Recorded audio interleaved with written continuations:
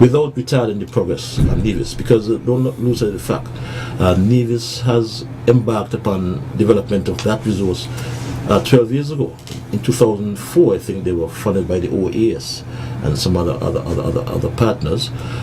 We had issues, a change of administration in Nevis in 2006, I think it was, and they went a different route in terms of the then administration.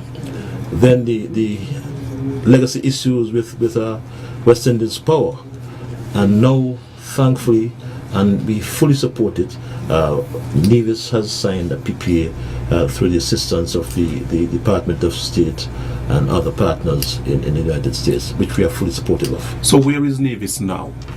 As I said, they've signed a PPA. It's my understanding that there have to be some more drilling, right? They have to drill, I think, the exploration wells, they call them, right? So, but they have signed up a power purchase agreement, right? That's why I'm referring to as the PPA. Yes. So, and as I said, we are fully supportive of it. The intention, I'm told, is to generate some 9 megawatts. I don't know if it is normal, perhaps, to say what we can yield before going into other things, but I'm not a technical guy. Sure. Right? So, someone asked me today, for example, how much energy, how much power we expect to generate from our resource, and I said it's difficult for me to speculate. Yes. Because unless we establish resource and then do other studies, then we can determine what we can. Right. But we are very optimistic. But the talk on the street is that why St. Kitts is exploring geothermal when it is already being explored in Nevis, and it is being said that Nevis can provide sufficient energy for St. Kitts, and somebody said all the way down to Puerto Rico. Well, I've heard that talk, and it has some merit, and no doubt. But I refer to that as the interconnectivity unknowns. Right? To say you can send to Puerto Rico, which is over 200 miles, 400 miles, right? To have underwater cables. I don't know what that means to its efficiency. I don't know what that means in terms of its cost. But to answer your question, I've heard it, and to be quite frank, and I'm got to be very wary. I got to be very cautious how I respond to that, because I think that view, to me, borders on the myopic. It borders to me on being short-sighted, right? And I say so respectfully. It's like saying, if you have a 5-star property on Nevis, for example, Nevis developed the Four Seasons Hotel in 1993. Should you say we should focus on Nevis in terms of our hotel development and not on St. Kitts? I mean, it's different sectors, but yes. I'm talking about the context, really. It's not.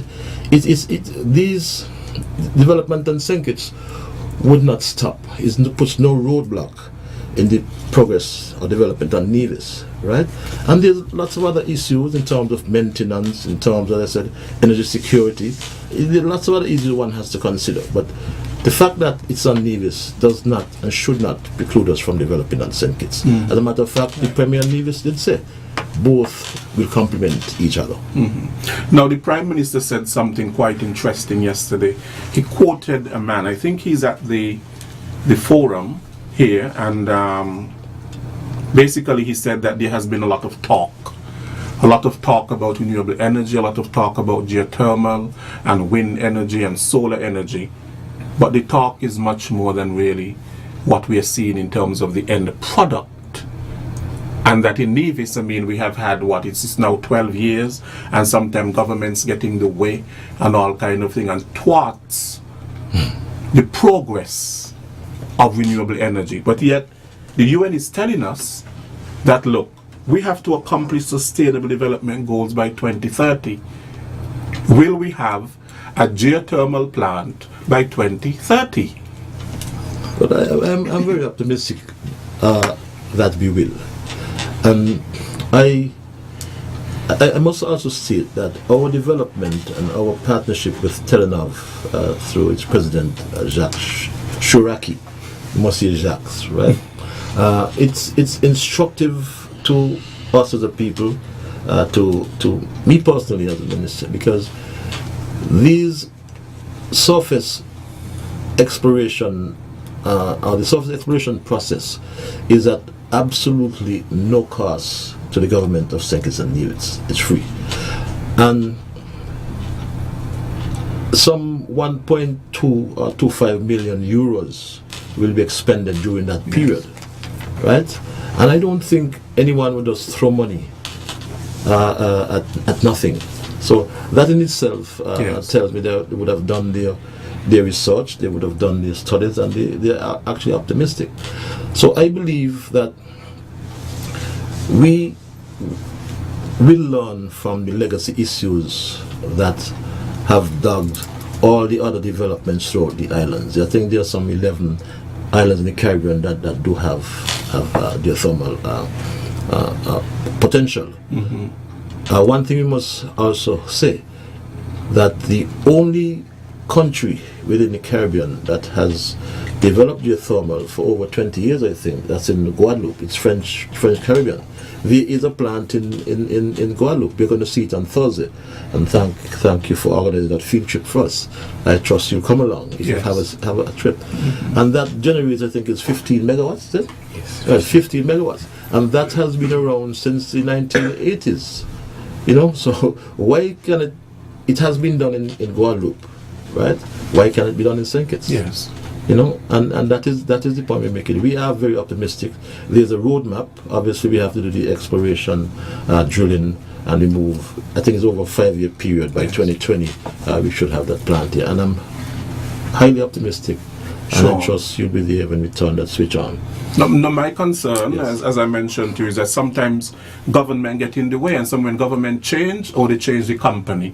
So it is no longer Terranov, it's somebody else, and then there's a setback, and so on and so on. But you quite answered my question. Yeah, there's an agreement between government and the Terranov, the French company, and it's fully supported by the regional council in Guadeloupe as well, and the French government, because when we went to Paris, that came up at the meetings. The French government is fully supportive, and also we are embracing other donor agencies as well. But as a matter of fact, though, that it's going to be a joint venture, right, on a 3P basis, a public-private partnership basis, and then there will be a joint venture between Skillick and Terranov, right, with a 50-50 partnership. So I don't see any issues down the road, but all things are possible. But government is perpetual, so I see that. No, I know that renewable energy consists of much more than just geothermal. Of course, there's wind, and of course we have solar, and there's also talk about waste to energy. And I think, well, in Minister, in St. Kitts, you just commissioned a solar farm. I don't know if you want to use the word commission. And also there are proposals to have a wind farm. Could you speak a little bit to that? Well, yes, that has been around for about 7 or 8 years.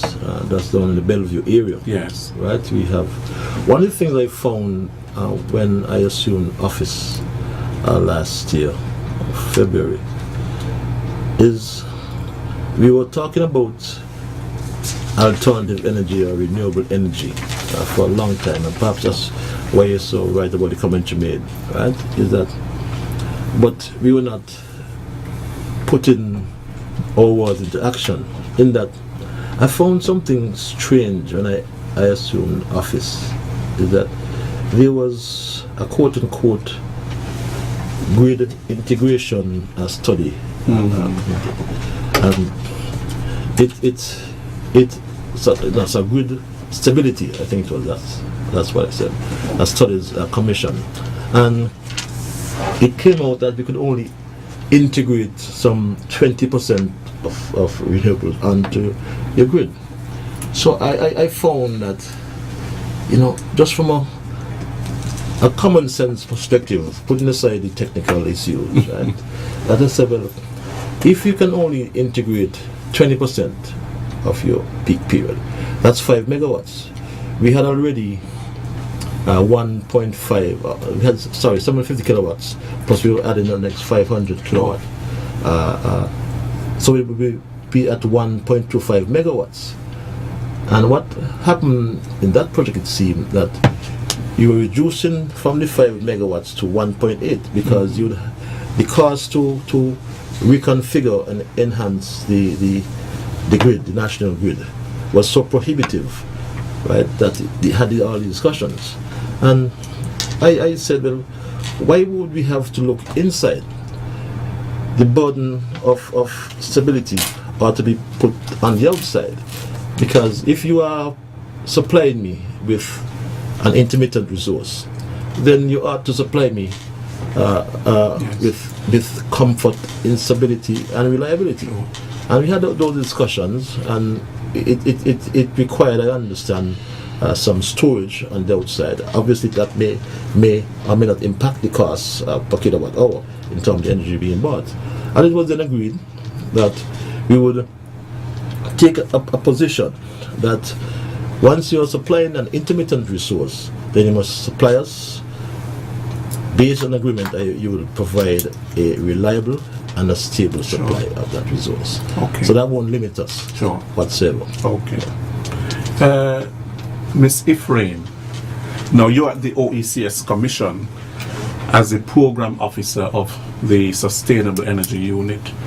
Now, at the program level, what is the OECS doing to support sustainable energy within the OECS? Thank you, Lesroy, and thank you for having us. First of all, if you would allow me to congratulate the government of St. Kitts and Nevis. Sure. Geothermal really has emerged as a priority area for us in the region, and consequently on the OECS energy work program. I guess he has very eloquently explained why Nevis and why St. Kitts and Nevis is pursuing geothermal energy. We've made good strides with solar, we've made good strides with wind in some cases, but geothermal energy has some unique qualities that I think for the region it is important for us to consider, even if it is risky, even if it takes a long time, even if it takes a lot of investment. I think if we are successful, it will really be worth the effort. In the case of the OECS, we see geothermal as important because of the significant potential that exists. I think it really could be the game changer for the region. From the preliminary estimates that we have, we could have up to about 200 megawatts of base load power coming from geothermal, and that is considerable. When we speak about, the minister mentioned about some of the concerns, so to speak, not real concerns, because they can be addressed now given the technology of some of the intermittent sources of power like solar and wind, where sometimes you need storage, and that comes at a cost. Geothermal, you don't have those concerns. But for us at the OECS, we see that geothermal energy will require collaborative effort. And that's why we have teamed up with our colleagues at the CARICOM energy program. They have had the vision in terms of the CARICOM energy policy, and we see geothermal as being an integral part of this vision. Within our region, we have limited expertise. As the Minister and Jacques have already indicated, Guadeloupe is the only operating plant. Some of the countries, as in the case of St. Lucia, have started geothermal investigations since the 1950s. Wow. I think now we have a much better appreciation.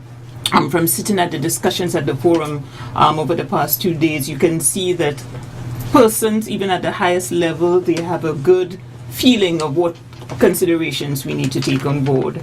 A lot more studies have been done. I think we have a better appreciation of the resources that we actually have. But we need to build our capacity. And we also need to look at the regional level at innovative solutions, especially for financing. And these are some of the discussions that are happening here today. How can we as a region with limited expertise, with limited financing, with small demand even, how can we realistically develop geothermal energy so that, like you said, it can redound to the benefit of the countries and support our sustainable development goals. Right. So this is what the OECS, together with our partners, we are working to come up with solutions this afternoon. The sessions we have 4 working groups where the priorities of the countries will be addressed and highlighted so that we can fit this into a regional program for us in terms of geothermal energy. Now the money for it. The money, like we indicated, it is, financing is one of the biggest challenges with geothermal energy. The exploration phase, you're talking about at least $20 to $30 million in terms of our scale here, and this is considerable. What the countries are saying is that they're not in a position, governments, to look at that kind of financing. We know this will probably come from external foreign investors. But the countries, if we are able to get some kind of grant funding, yes, some kind of concessional lending facilities, that would really assist us. Because if we have to allow the investors to make all this, to take on board all this risk in terms of financing, then it affects our tariff negatively. We will get higher electricity costs, and that's not what we want. So we have to come and see how we can come up with something that makes sense. I know the CDB, the Caribbean Development Bank, they have available to them the Sustainable Energy Facility, which has a big portion of that allocated to geothermal energy. They are working the modalities of that financing mechanism, and we're hoping in the next couple of months that they will be able to present to us some of the options that are available to countries so that we can benefit from this facility. So wind and sun are cheaper.